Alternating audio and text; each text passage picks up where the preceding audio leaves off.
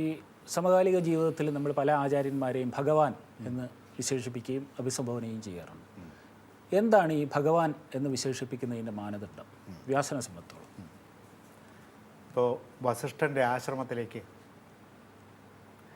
തങ്ങൾക്ക് മക്കളുണ്ടാവാത്തത് എന്താണ് എന്നറിയാൻ വേണ്ടി ദിലീപനും സൂര്യവംശത്തിലെ ഏറ്റവും പ്രഗത്ഭനായ ആദ്യത്തെ രാജാക്കന്മാരിൽ ഒരാൾ ദിലീപനും അദ്ദേഹത്തിൻ്റെ സഹധർമ്മിണി സുദക്ഷിണയും കൂടി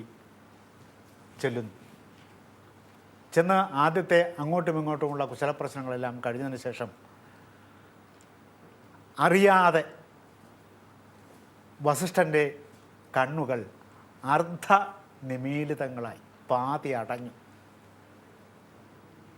അപ്പോൾ രാജാവും രാജ്യവും കൂടി വളരെ ശ്രദ്ധയോടുകൂടി ഭക്തിയോടുകൂടി ഇരുന്നു. ഈ പാതി അടഞ്ഞത് ഇദ്ദേഹം വന്നത് എന്തിനാണെന്നറിയാൻ. അതുകൊണ്ട് വസിഷ്ഠൻ ഭഗവാൻ വസിഷ്ഠനാണ്. അന്യൻ്റെ അന്തർഗതം, അന്യൻ്റെ പ്രശ്നം. ഇപ്പം നാം ഒരാളെടുത്ത് ഒരു പ്രശ്നം പറയാൻ ചെന്നാൽ ആ പ്രശ്നത്തിൻ്റെ പൂർണ്ണമായ രൂപം നാം അവതരിപ്പിച്ചു എന്ന് വരില്ല. പല കാരണങ്ങളുണ്ട്. ചിലപ്പോൾ ലജ്ജ കൊണ്ട്, ചിലപ്പോൾ സങ്കോചം കൊണ്ട്, ചിലപ്പോൾ അവിടെ ചെന്ന് കഴിയുമ്പോഴായിരിക്കും നാം ആലോചിക്കുന്നത് ഇത് ചോദിക്കേണ്ടാത്തതാണ്, അതുകൊണ്ട് വേണ്ട എന്ന് പറഞ്ഞിട്ട് വേറൊരു കാരണം പറഞ്ഞിട്ട് പോരും.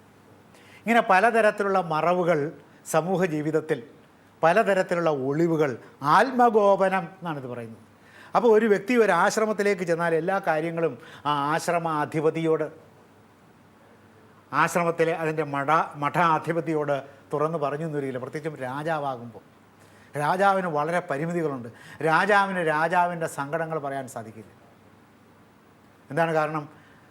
രാജാവ് നമ്മുടെ എല്ലാം അല്ലെങ്കിൽ ജനങ്ങളുടെ എല്ലാം സങ്കടം നിവർത്തിച്ച് തരും എന്നാണ് ജനങ്ങളുടെ സങ്കല്പം. ആ രാജാവിൻ്റെ അടുത്തേക്ക് സങ്കടം പറയാൻ ചെല്ലുമ്പോൾ രാജാവ് കരഞ്ഞുകൊണ്ടിരിക്കുകയാണെങ്കിൽ ജനങ്ങളുടെ സ്ഥിതി എന്തായിരിക്കും? അതുകൊണ്ട് രാജാവിന് കരയാൻ അവകാശമില്ല. രാജാവിന് രാജാവിൻ്റെ ദുഃഖം പുറത്ത് കാണിക്കാനുള്ള സ്വാതന്ത്ര്യമില്ല.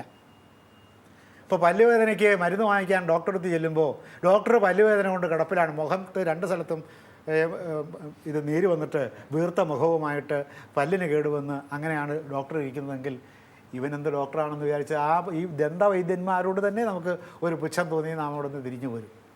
പക്ഷേ എന്നാലും ഈ ദന്തവൈദ്യന് ദന്തരോഗം വന്നുകൂടുന്നില്ല. അപ്പോൾ രാജാവിൻ്റെ സങ്കടങ്ങൾ ഗോപനം ചെയ്ത് വയ്ക്കും. അപ്പോൾ അതുകൊണ്ട് വസിഷ്ഠൻ എന്ത് ചെയ്തു? ഇദ്ദേഹം വന്ന വിവരങ്ങൾ മുഴുവനും എന്നോട് പറയാൻ സാധ്യതയില്ല എന്ന് അദ്ദേഹത്തിന് തോന്നിയതുകൊണ്ട് അദ്ദേഹം പെട്ടെന്ന് ധ്യാനത്തിലേക്ക് അറിയാതെ വഴുതി വീണു. സ്വയം ധ്യാനനിമഗ്നനായി. ആ സ്വയം ധ്യാനനിമഗ്നനായതിൻ്റെ ലക്ഷണമാണ് കണ്ണുകളുടെ കൃഷ്ണമണി അദ്ദേഹത്തിൻ്റെ മുകളിലത്തെ കൺപോളകളുടെ ഉള്ളിലേക്ക് പകുതി കടന്നു നിൽക്കുന്നത്. അത് ധ്യാനനിമഗ്നനായി എന്നതിൻ്റെ ലക്ഷണമാണ്. ധ്യാനത്തിന് പല വിധത്തിലുള്ള സ്ഥിതികൾ യോഗശാസ്ത്രത്തിൽ പതഞ്ജലി പറയും. അതിലെ പ്രഥമമായ സ്ഥിതിയാണിത്. ഈ പ്രഥമമായ സ്ഥിതിയിൽ ഇരുന്നു കൊണ്ട് രാജാവിൻ്റെയും രാജ്ഞിയുടെയും താൽക്കാലികമായ ആഗമനത്തിൻ്റെ ഉദ്ദേശ്യം എന്താണെന്ന് അദ്ദേഹം കണ്ടറിഞ്ഞ് ചോദിച്ചില്ല. ഇതാണ് ഭഗവത്വം എന്ന് പറഞ്ഞാൽ അഷ്ടൈശ്വര്യസിദ്ധി. ഏതു തരത്തിലും പ്രപഞ്ചത്തിൽ സഞ്ചരിക്കാനുള്ള കഴിവാണ് ഈ അഷ്ടൈശ്വര്യസിദ്ധി. അതിലൊന്നാണ് വ്യോമയാനം. അങ്ങനെ വ്യോമയാനം നടത്താൻ സാധിച്ചിരുന്ന ഒരു വസുവിൻ്റെ മകളായിട്ടാണ് സത്യവതി ജനിക്കുന്നത്.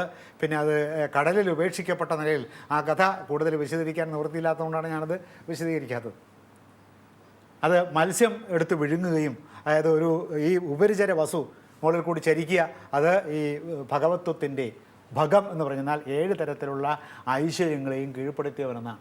ആ 7 തരത്തിലുള്ള ഐശ്വര്യങ്ങൾ സിദ്ധിച്ച ആളിന് സ്വയം ഈശ്വരത്വം ഉണ്ടാവും. അങ്ങനെ ഈശ്വരത്വം സിദ്ധിച്ച ആളുകളെയാണ് ഭഗവാൻ എന്ന് പറയുന്നത്.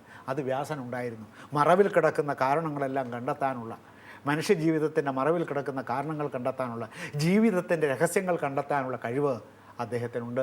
അത് പലപ്പോഴും ധ്യാനനിമഗ്നനാവാതെ അദ്ദേഹം കണ്ടെത്തും. പക്ഷേ വളരെ നിഗൂഢമാണെങ്കിൽ അദ്ദേഹം അത് ധ്യാനത്തിലിരുന്ന് കണ്ടെത്തും. ഇത് മഹർഷിമാർക്കുള്ള എല്ലാവർക്കും ഉള്ളൊരു പ്രത്യേകതയാണ്. അതുകൊണ്ട് അവരെല്ലാം ഭഗവാൻ എന്ന് വിളിക്കാം.